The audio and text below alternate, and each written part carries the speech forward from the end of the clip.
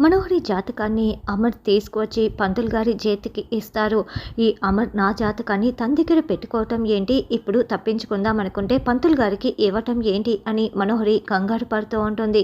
చూడండి పంతులు గారు అని బాగి చెప్తుంది.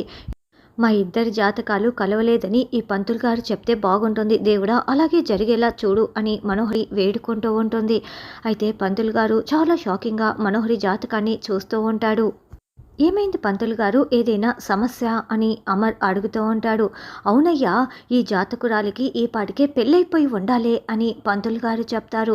దాంతో అమర్ పాడుతూ చాలా షాకింగ్గా మనోహరి వైపు చూస్తూ ఉంటే, అవును, ఈ మనోహరికి రణ్వీర్తో ఎప్పుడో పెళ్ళి పూర్తయిపోయింది కదా, పెళ్ళైపోయింది కదా అని బాగి అనుకుంటూ కోపంగా చూస్తూ ఉంటుంది.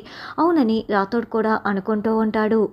ఒక కూతురు కూడా ఉన్నట్లు జాతకంలో ఉంది అని పంతులు గారు చెప్పటంతో మనోహరి టెన్షన్ పడుతూ వింటూ ఉంటుంది.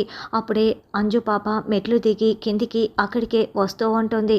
బాగి ఏమో అంజునే కదా నీ కూతురు అని మనోహరి వైపు అంజు వైపు చూస్తూ ఉంటుంది. ఇప్పుడు పెళ్లి ముహూర్తాలు పెడతారా లేదా అన్నది రానున్న ఎపిసోడ్లో తెలుసుకుందాం.